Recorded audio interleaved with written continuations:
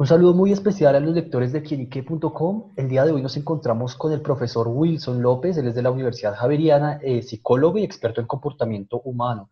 En los últimos días sacaron un informe, profesor, sobre el comportamiento de los colombianos en la pandemia y también pues las consecuencias de no tener un buen comportamiento en el momento de cuidarse y enfrentar la pandemia del coronavirus. Quería que me contara un poco de qué se trata este informe, de qué se trata lo que ustedes encontraron. La investigación que se ha hecho en la psicología sobre el comportamiento de elección y la toma de decisiones y cómo la gente toma decisiones ha incluido premios Nobel. O sea, desde Paul Simon, que ganó el premio Nobel de Economía por trabajos de cómo la gente toma decisiones, hasta Kahneman y Tversky, que también trabajaron sobre elección y toma de decisiones en condiciones de incertidumbre. O sea, cómo la gente elige bajo condiciones donde no tiene como certidumbre. Y por último, el último penúltimo premio Nobel, Thaler, también trabajó sobre temas de elección. Ellos trabajaban comportamiento de elección más básicamente desde un punto de vista económico, ¿sí? Por eso ganaron los premios Nobel de Economía. Pero lo que ellos hicieron fue además de desarrollar elementos, incorporar mucho de lo que la investigación en psicología en temas de elección y seguimiento, toma de decisiones, seguimiento de reglas, se ha encontrado.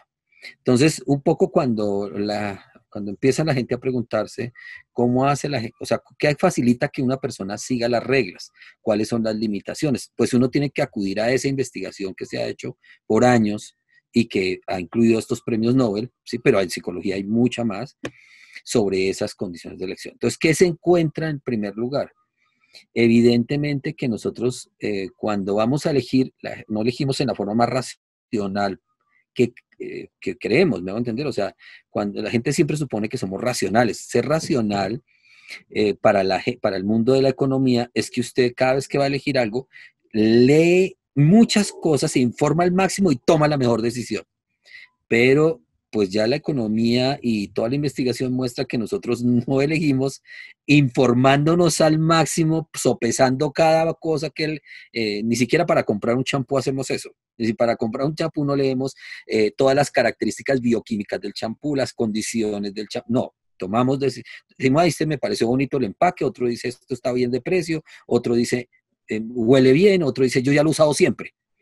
Pues cuando usted ve eso, lo que han encontrado es que hay unos sesgos que tenemos. Entonces, por ejemplo, Thaler enfatiza en los sesgos negativos que tenemos al elegir. O sea, nosotros, por ejemplo, solemos ser catastróficos. O sea, tendemos a predecir la peor condición para tomar una decisión. ¿Por qué eso es relevante? Por ejemplo, si se advierte a las personas que la salud está en juego, que la vida está en juego, pues obviamente es más probable que la gente, por ejemplo, use el tapabocas, siga usar el tapabocas. ¿Sí? Que creo que, pues cuando usted oye que Claudia dice el 92% de los bogotanos están usando tapabocas, y eso es un muy buen indicador, y realmente es muy bueno. Acuérdense que para usar el cinturón de seguridad costaron años de acostumbrarnos. La gente no lo recuerda, usted era muy joven, por ejemplo, pero para poder incorporar el cinturón, la gente antes se subía al carro sin cinturón de seguridad. Muchos muertos, campañas de todo. No, lo mismo pasa cuando usted piensa esto. Eso implicaron campañas de diversos tipos, incluso una pena muy alta por no usarlo.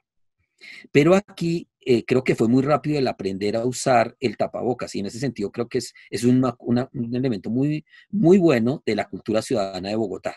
Es decir, de la gente, independientemente de los estratos socioeconómicos, que el 92% de la gente se ponga el tapabocas, eso es un logro, en solo unos meses es un logro que ya hay que destacar.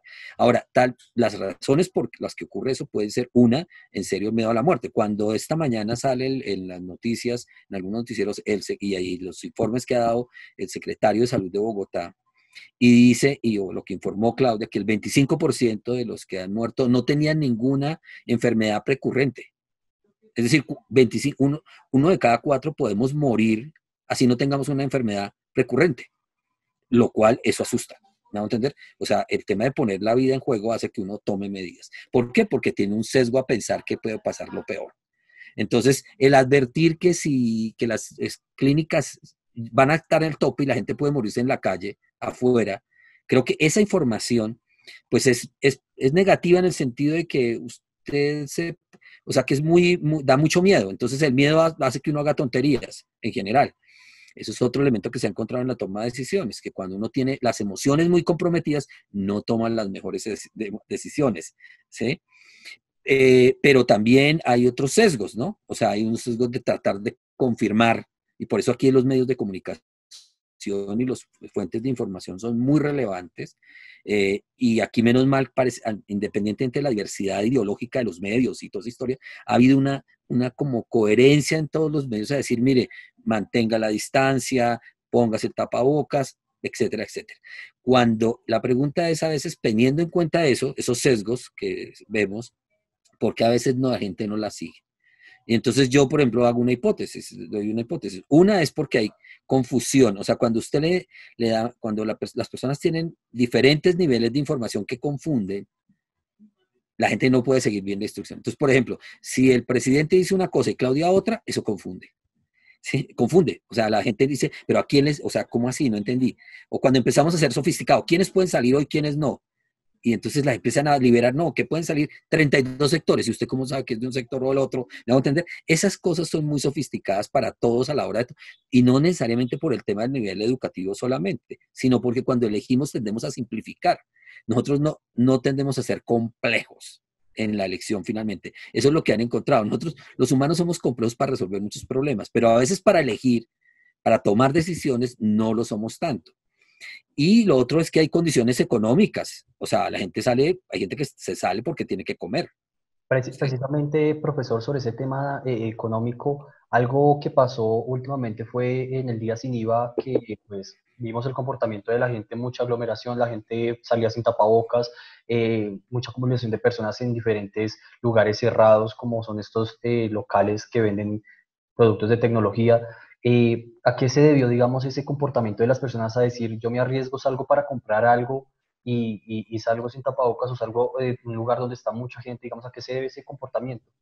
Mire, yo creo que es por lo que he explicado. Primero, en serio, la presión del tema económico es muy fuerte. Y recuerde que a pesar de que Bogotá está en una condición económicamente mejor que otras regiones del país, pero evidentemente toda la gente está previendo que va a haber temas, crisis por el tema del empleo, crisis por el tema de que hay que incrementarse la pobreza, la miseria, ¿sí?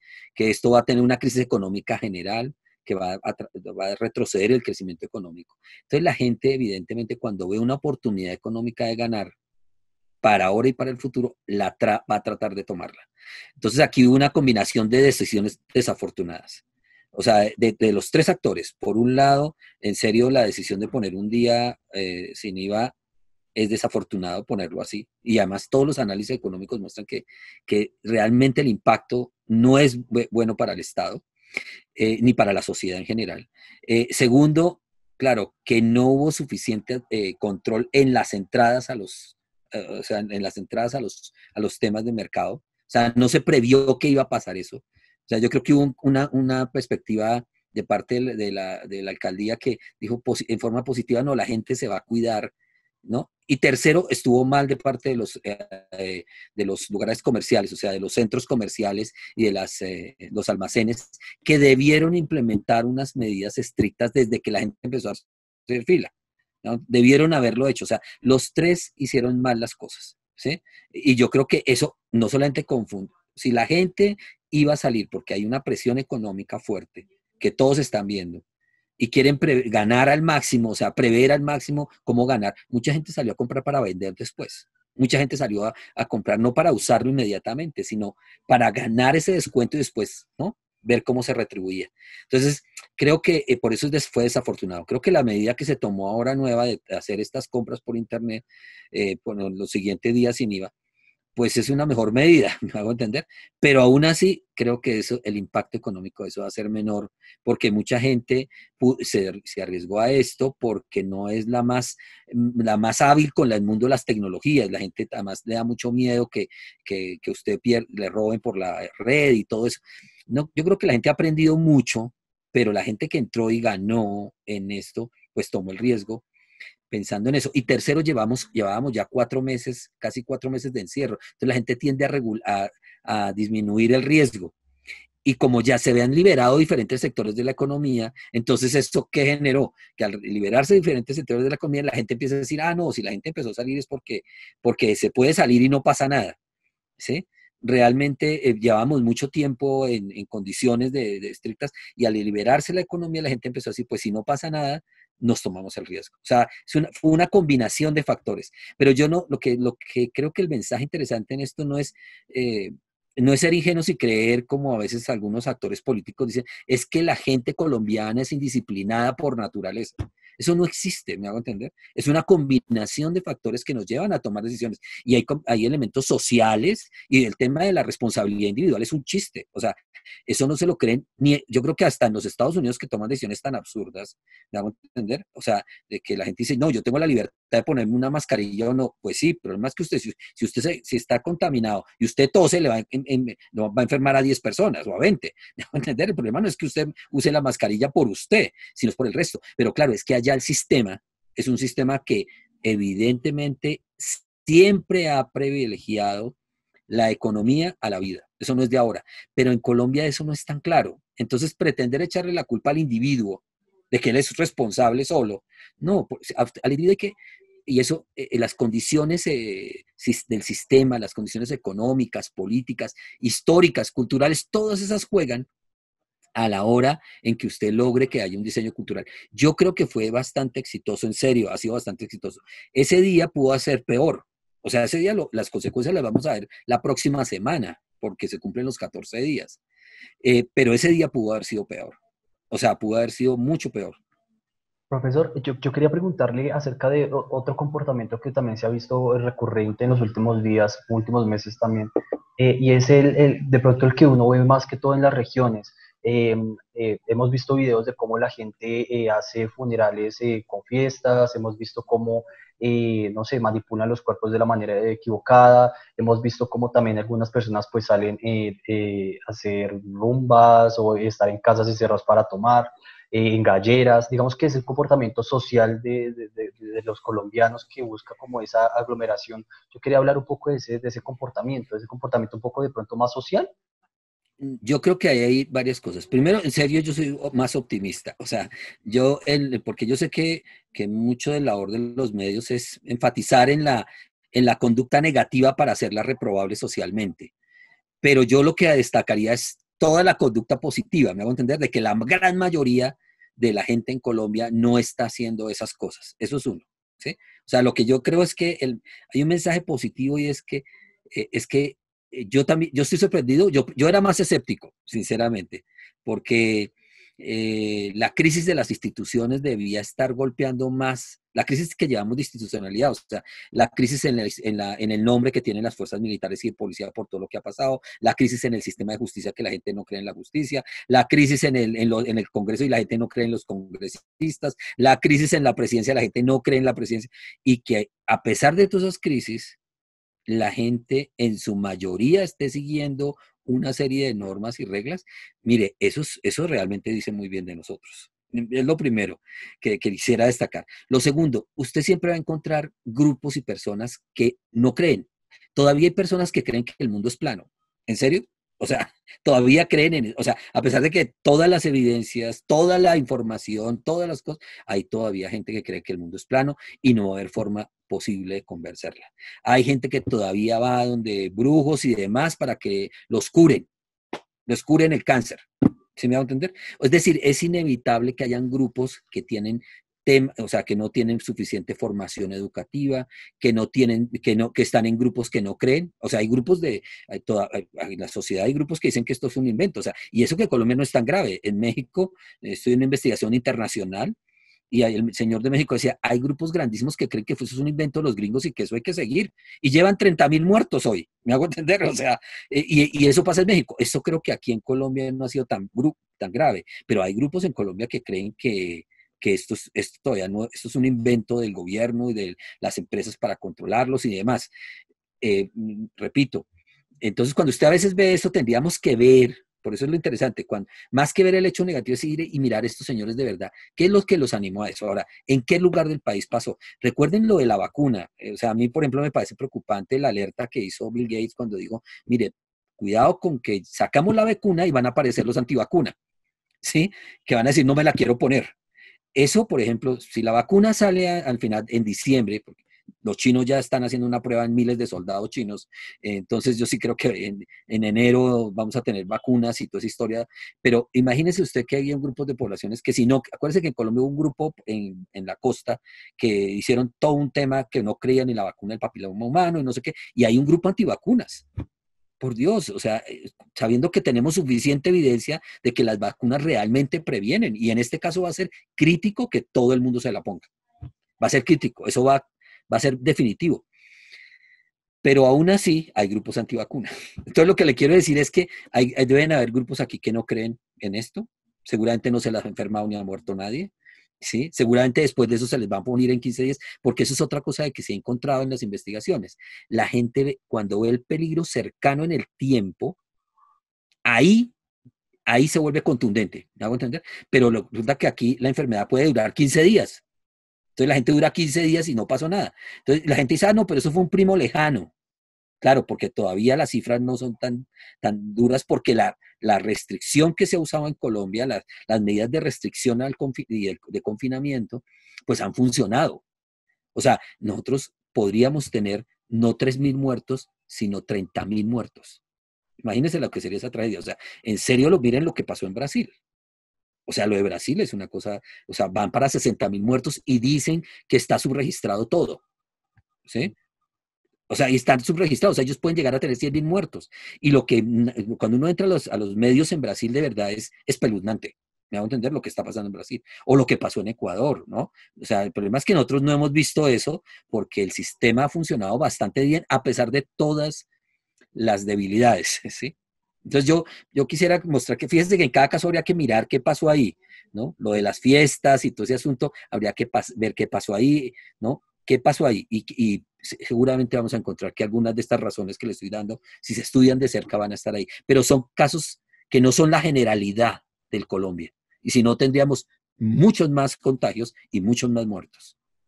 Finalmente, profesor Wilson, yo quería preguntarle a usted cuáles son de pronto esas recomendaciones o ese camino a seguir para que la gente adopte de una manera más de pronto abierta o de una manera más estricta todas esas recomendaciones que nos dan de usar tapabocas, digamos, mantener el distanciamiento físico. Digamos, ¿qué debería ser el camino de Colombia o de las Mire, ciudades que tengan mayor número de contagios? sí, yo creo que aquí primero hay varias recomendaciones. Una para los gobiernos y los responsables de las políticas. O sea, no podemos tener un presidente diciendo una cosa y una alcaldía diciendo otra en relación con este tema. En otros temas pueden controvertir en lo que quieran, pero en este tema, de donde está la salud en juego, no debería haber acuerdo. Porque eso genera desconcierto en la población. Así de sencillo, eso genera, ¿a quién le hago caso? Se me hago entender, genera una controversia. Segundo, el mensaje que se difunda de parte del gobierno y los medios y la contribución de los medios a nivel masivo debe ser sencillo, debe ser repetido 1.000 veces, o sea, use la mascarilla, tenga la distancia personal, lávese las manos permanentemente, cuando salga, entre y entra a su casa, pero colóquese todas o sea, las medidas de bioseguridad que pueda, o sea, límpiese, cámbiese la ropa, etcétera. Eso debe ser sencillo, claro y repetido, una y otra vez, ¿sí? Entonces, ese debe ser el mensaje de los medios, porque eso es lo que la gente va a tratar de seguir. Y creo que lo hemos hecho, repito, bastante bien, pero toca ser más sistemático, más ahora que se está relajando el tema del control. Porque ya llevamos, eso también hay estudios sobre eso. Cuando usted lleva mucho tiempo expuesto a un peligro y no le ha pasado nada, usted relaja la norma de control. O sea, usted dice, ya no me va a pasar nada. Y entonces se vuelve más relajado. Entonces, este momento, por ejemplo, advertir sobre que el 25% de los casos, de todos los casos, eran personas sin ninguna otra enfermedad concomitante, que eso incrementa la probabilidad de que la gente muera, es relevante decírselo a la gente. Porque ya sabemos eso, la gente a veces dice, a mí no me va a pasar nada. Por ejemplo, la gente joven, yo no estoy en ese tema en ese tema, a mí para mí, a mí no me toca, mejor dicho. Me va a entender, a mí no me va a tocar, yo soy joven, por ejemplo, a mí no me va a dar nada, pues sí, sí le puede dar algo. Y usted puede, porque claro, usted dice, si usted vive solo, no vive con sus papás, por ejemplo, no vive con gente adulta, pues, ¿qué importa? Dice, ah, yo no, me voy a enfermar y se me pasa, es como una gripa, pero resulta que no, ¿sí? Entonces, creo que hay que mirar eso. Y lo otro es que sí hay que darle mensajes segmentados a cada tipo de población, así como cuando la gente trabaja en mercadeo dice, mire, usted tiene que segmentar el mercado, es decir, una cosa es el mensaje para Bogotá, otra cosa es el mensaje para la costa, otra cosa es el mensaje para el Chocó, otra, porque son realidades culturales, educativas, económicas, políticas distintas, me hago entender. Entonces, pretender, aun cuando hay que enfatizar la sencillez del mensaje, sí creo que cada región debe generar su propia forma de comunicarse con la gente porque eso va a también incrementar la probabilidad de que tengamos más éxito, ¿sí? O sea, repetir el mensaje, hacer todas estas cosas es muy relevante, pero también hay que tener en cuenta que cada grupo poblacional es distinto, ¿sí? Entonces, a los niños hay que decirles de una manera esto, a los jóvenes otra, a los adultos mayores otra, ¿sí? Y hay que decirles, por ejemplo, los adultos mayores tienen razón a veces de estar molestos, porque seguramente no les hemos dicho bien cómo deben ser las cosas, ¿no? No se los hemos dicho bien. Entonces la gente se dice, pero ¿cómo así? No, ¿no? Entonces yo creo que hay que pensar como se piensa en estos temas a nivel de diseño, de mercadeo y de marketing, porque estos son cosas de finalmente de seguimiento de normas, de aprendizaje cultural, que hay que segmentar el mensaje, hay que hacerlo sencillo, hay que hacerlo repetido, hay que hacerlo claro, no se puede contraponer, no se puede volver dificilísimo. Si usted le pone a una persona un montón de pasos para resolver algo, nadie la sigue. Que no uno se desconcierta y ni siquiera sé cómo seguir ese que me está diciendo. Entonces hay que hacerlo sencillo. Yo creo que esas serían mis recomendaciones. Habría para diferentes actores, ¿no? O sea, una cosa son las alcaldías, otra cosa son el gobierno nacional, otra cosa son las empresas, otra cosa. Todos debemos participar en esto. Bueno, profesor Wilson, muchas gracias por este tiempo y por compartirlo con nosotros. Muy amable. Nada, gracias a usted por la invitación.